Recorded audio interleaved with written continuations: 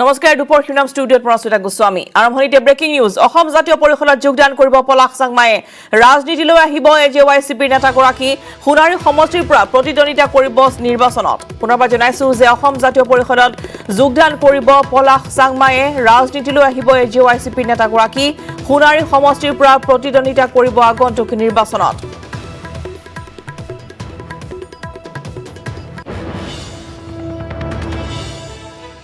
অচিৰেই অসম জাতীয় পৰিষদত যোগদান পলাশ চাংমাইৰ ৰাজনীতিলৈ আহিব এজেৱাইচিপি নেতাগৰাকী সোণাৰী সমষ্টিৰ পৰা অসম জাতীয় পৰিষদৰ হৈ আগন্তুক নিৰ্বাচনত প্ৰতিদ্বন্দ্বিতা কৰা সম্ভাৱনা পলাশ চাংমাই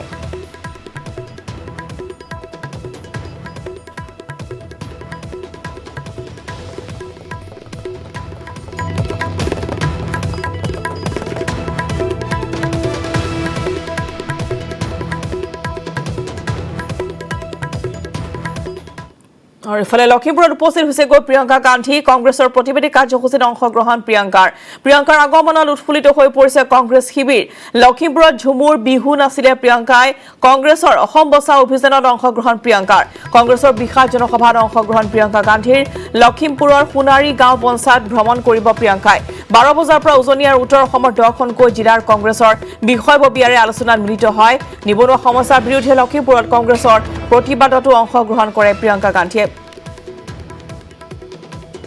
और मुहूर्त में बुनपुटिया प्रचार गई लखीमपुर उपस्थित আছে ইতিমধ্যে আমাৰ জ্যেষ্ঠ সাংবাদিক ৰাজু বৰুৱা আৰু ৰাজুৱে ইতিমধ্যে জনাই আছে যে প্ৰিয়ংকাৰ আজিৰ দিনটো কাৰ্যসূচী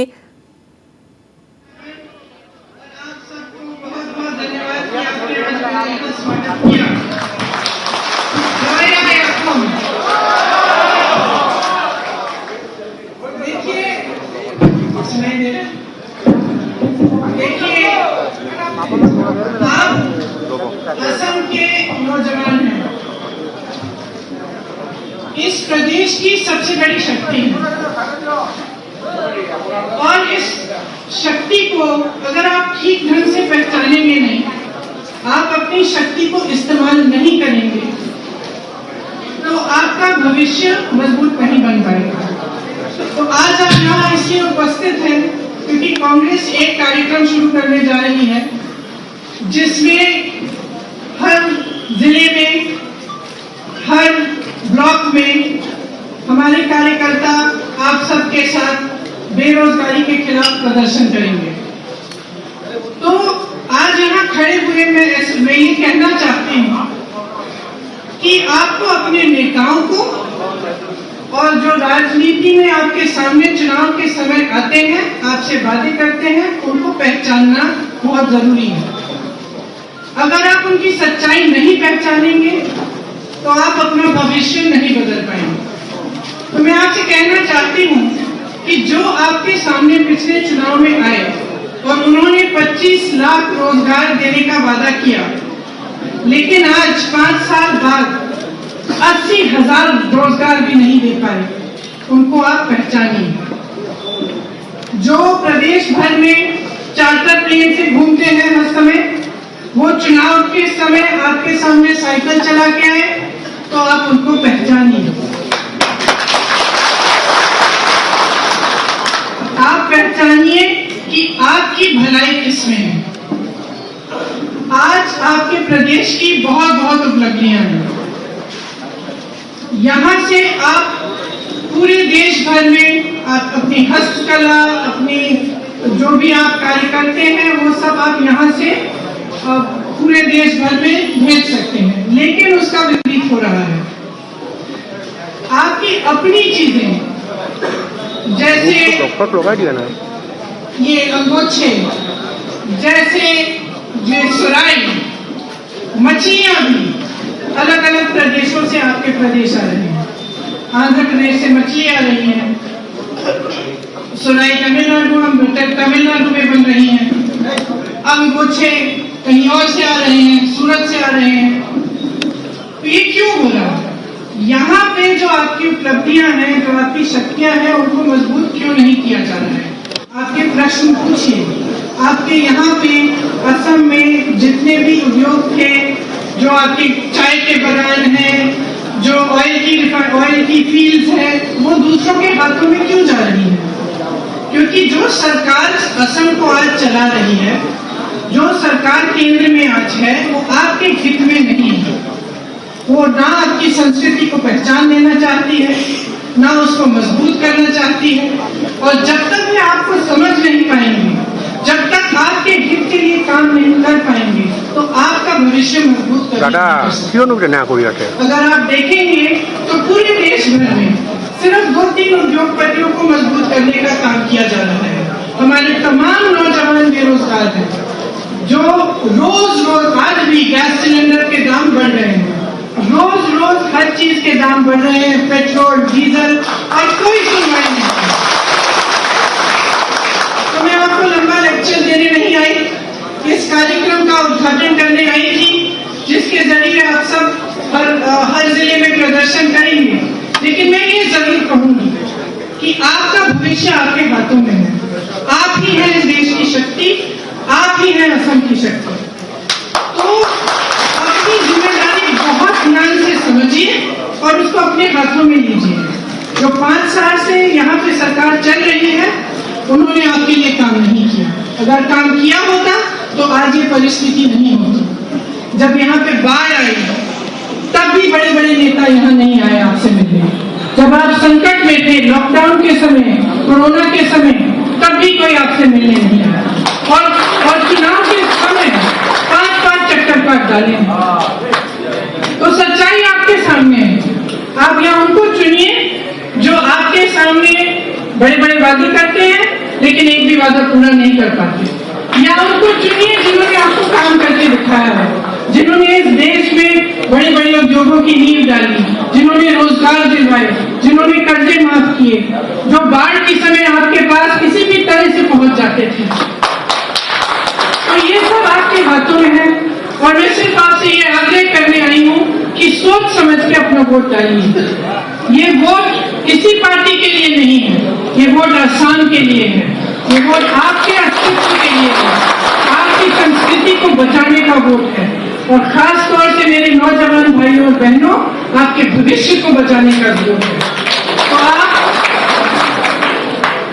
अपने भविष्य को बनाने के लिए जरूर महाजोट को वोट दीजिएगा। कांग्रेस पार्टी और जो भी कांग्रेस पार्टी के साथ चुनाव लड़ रहे हैं, उन सबको जिताकर अपने भविष्य को मजबूत बनाइए। बहुत बहुत धन्यवाद। जय हिंद।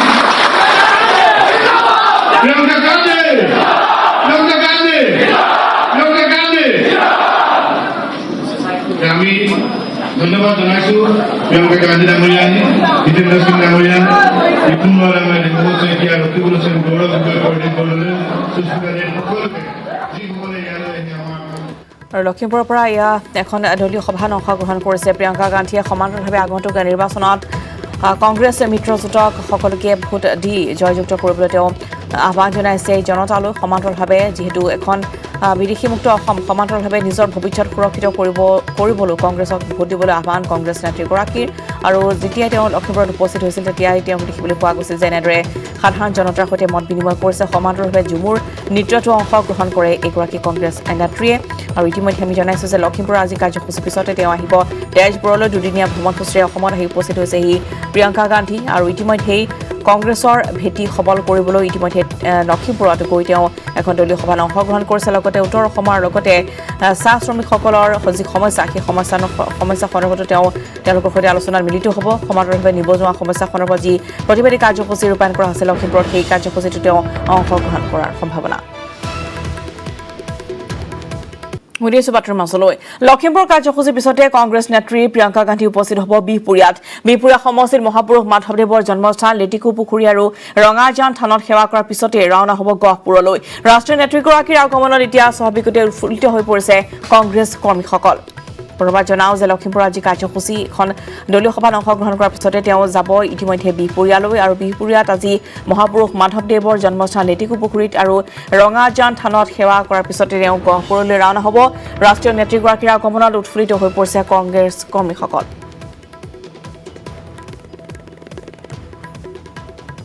হয়, খন্তেক সময়ৰ পিছতে লখিমপুৰৰ কাৰ্যসূচী সামৰি বিহপুৰীয়া সমষ্টিত উপস্থিত হ'ব সেই কংগ্ৰেছ নেত্ৰী প্ৰিয়ংকা গান্ধী আৰু লগতে থাকিব কেইবাজনো উচ্চ স্তৰীয় নেতা, কংগ্ৰেছৰ নেতা উপস্থিত থাকিব আৰু তাকে লৈ ইতিমধ্যে দেখা পোৱা গৈছে বিহপুৰীয়া সমষ্টিত আহি প্ৰথমেই লেটেকুপুখুৰী মাধৱদেৱ জন্মস্থান লেটেকুপুখুৰীত উপস্থিত হ'ব আৰু ৰঙাজানলৈ যাব।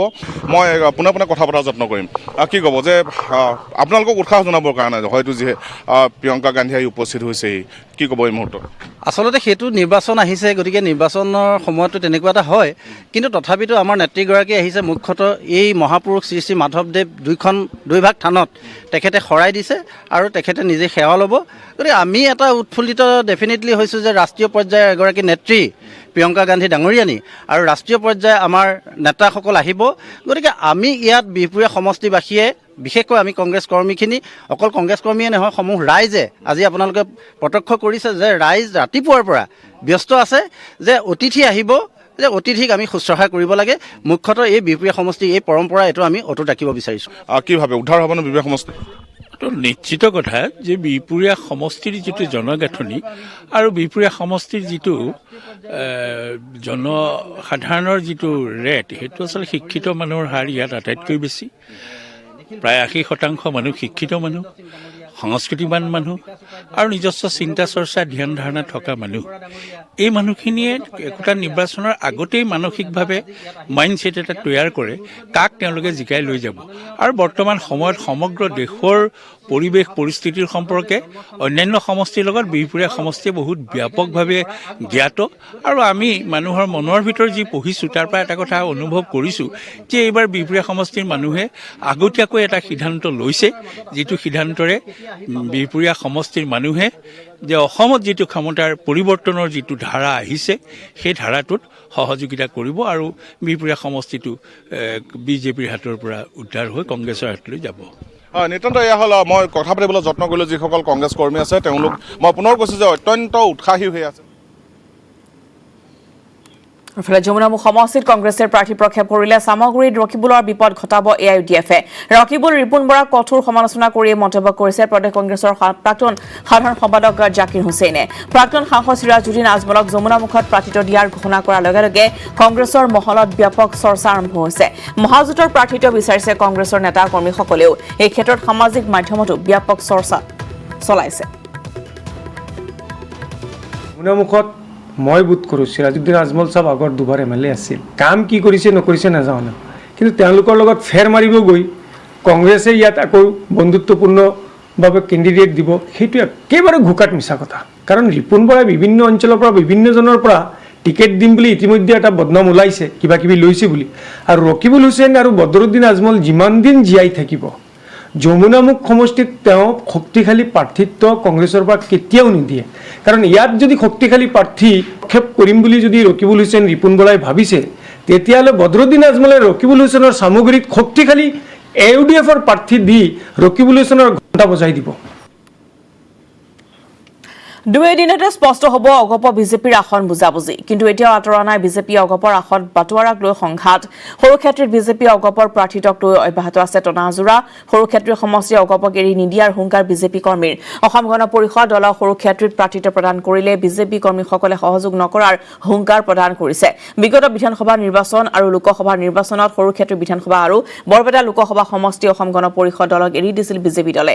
প্ৰতিবাৰে অসম গণ পৰিষদ দলক সুযোগ দিয়া নহ'ব বুলি স্পষ্ট কৰিছে সৰুক্ষেত্ৰী সমষ্টিৰ বিজেপি দলৰ তৃণমূল কৰ্মীসকলে। এইবাৰ সৰুক্ষেত্ৰী সমষ্টিত বিজেপিৰ ভেটি সিমান দৃঢ় নহয়। আমি আমাৰ ৰাজ্যিক পৰ্যায়ত অৱগত কৰিছোঁ আজি বিশেষকৈ বা আৰু ক'ব খুজিছোঁ আপোনালোকৰ জৰিয়তে যে আগন্তুক 2021 নিৰ্বাচনত আমাৰ সকলো কাৰ্যকৰ্তাই বিচাৰিছে এইবাৰ অগপৰ পৰিৱৰ্তে বিজেপিৰ প্ৰাৰ্থিত্ব প্ৰদান কৰিব। তেওঁলোকৰ তাৰমানে একো মানে বুথৰ পৰাই ওপৰলৈ একো তাৰমানে সাংগঠনিকে নাই, কিন্তু আমাৰ জোৰতহে তেওঁলোকে আগবাঢ়ি গৈছে। গতিকে আমাক চাই লওক, আমাক ওপৰ মহলে আমাক চাই লওক আমাৰ কি আছে, আমি কিমানখিনি দলীয় সংগঠন আমাৰ কিমান আগবাঢ়ি আছে। ভাৰতীয় জনতা পাৰ্টি সৰুক্ষেত্ৰী সমষ্টিত সাংগঠনিক ভেটি খুবেই ভাল, আৰু সেইমৰ্মে আমি ওপৰৰ আমাৰ ৰাজ্যিক নেতৃত্বক আমি অনুৰোধ জনাম যে ভাৰতীয় জনতা পাৰ্টিৰ কেণ্ডিডেট আমাক দিয়ক। সেইটো আমি ৰাজ্যিকত অনুৰোধ জনাইছোঁ আৰু অগপ নেতৃত্বক আমি অনুৰোধ জনাইছোঁ যে এবাৰৰ কাৰণে আমাক ভাৰতীয় জনতা পাৰ্টিৰ টিকট দিয়ক।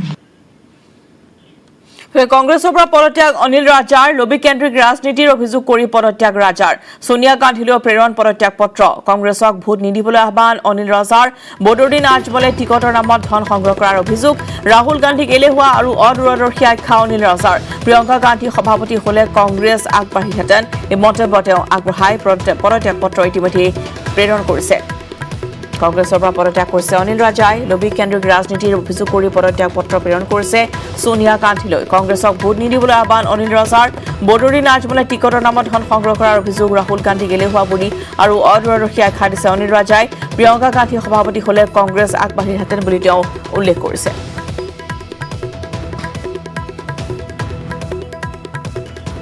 ইফালে মিত্ৰজোঁটত চামিল হোৱাৰ পিছতে বিপিএফত মুখ্যমাঘাত বিপিএফৰ এজন মন্ত্ৰীয়ে যোগ দিব বিজেপিত মন্ত্ৰীজনৰ লগত বিপিএফৰ 2-3জন বিধায়কো হৈছে বিজেপিমুখী এআইডিএফৰ সৈতে মহাজোঁট কৰাত কি বুজাৰিছে বিপিএফৰ মন্ত্ৰী বিধায়কে মহাজোঁটত অতি শীঘ্ৰে চামিল হ'ব বিপিএফত মুখ্যমাঘাত আৰু বিপিএফৰ এজন মন্ত্ৰীয়ে আৰু কিছুদিনৰ পিছতে বিজেপি যোগদান কৰিব মন্ত্ৰীজনৰ লগতে বিপিএফৰ 2-3জন বিধায়কো হৈছে বিজেপিমুখী এআইডিএফৰ সৈতে মহাজোঁট কৰাত কি বুজাৰি বিপিএফৰ মন্ত্ৰী এতিয়া বিধায়ক ধাৱমান হৈছে বিজেপিলৈ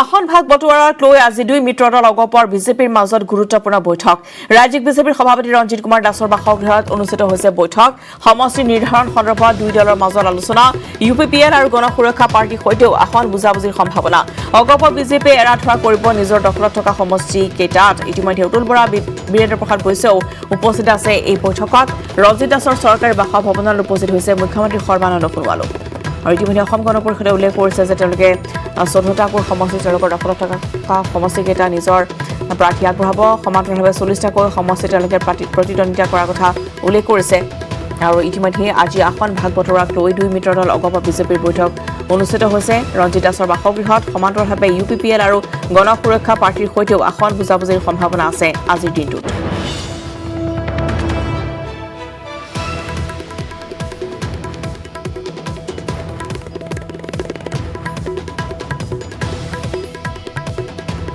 আৰু নিৰ্বাচনত আসনক লৈ নিশা অগপ সভাপতি অতুল বৰাৰ বাসগৃহত অনুষ্ঠিত হয় গুৰুত্বপূৰ্ণ বৈঠক বিজেপিৰ পৰা বিচাৰিবলগীয়া সমষ্টি সন্দৰ্ভত আলোচনা কৰা হয় বৈঠকত অগপৰ শীৰ্ষ নেতৃত্বৰ লগতে বিভিন্ন জিলাৰ অগপ নেতা সকলো এই বৈঠকত উপস্থিত আছিল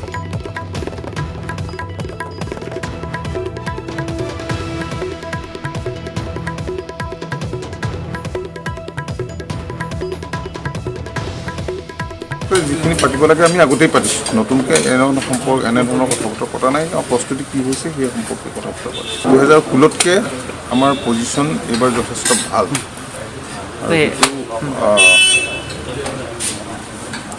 তথ্যৰ ওপৰত ভিত্তি কৰি কথাখিনি কৈছোঁ সম্পূৰ্ণ সাজু আপোনালোকে সম্পূৰ্ণ সাজু কথাখিনিতো আৰু আমাৰ নিজৰ মাজত যিখিনি পাতিব লাগে সেইখিনি আমি পাতিছোঁ আৰু কাইলৈ আপুনি দিল্লীলৈ যোৱাৰ কথা আছে নেকি নাই এতিয়ালৈকে কোনো ধৰণৰ তেনেকুৱা হোৱা নাই আপোনালোকে টিকটৰ সন্দৰ্ভত বিজেপিৰ সৈতে কিবা আলোচনাত মিলিত হৈছে নেকি এতিয়ালৈকে হোৱা নাই আৰু অগপৰ বিধায়ক থকা 14টা সমষ্টি কোনো কাৰণতে এৰি নিদিয়ে অগপই বজাৰীৰ সৰুপেটাত এই মন্তব্য কৰিছে মন্ত্ৰী ফণীভূষণ চৌধুৰীয়ে অগপই এইবাৰ 20খন আসন দখল কৰিবলৈ সক্ষম হ'ব বুলি মন্তব্য কৰিছে চৌধুৰীয়ে আনহাতে বিপিএফৰ সৈতে কংগ্ৰেছৰ মিত্ৰতাক প্ৰভাৱহীন আখ্যা ফণীভূষণ চৌধুৰীৰ লগতে ভৱানীপুৰ সমষ্টি দখল কৰাৰ হুংকাৰ চৌধুৰীৰ আনহাতে পাটাছাৰ কুচিত ৰঞ্জিত দাসে নিৰ্বাচন খেলিব বুলি অগপ অৱগত নহয় বুলি মন্তব্য কৰিছে মন্ত্ৰীগৰাকীয়ে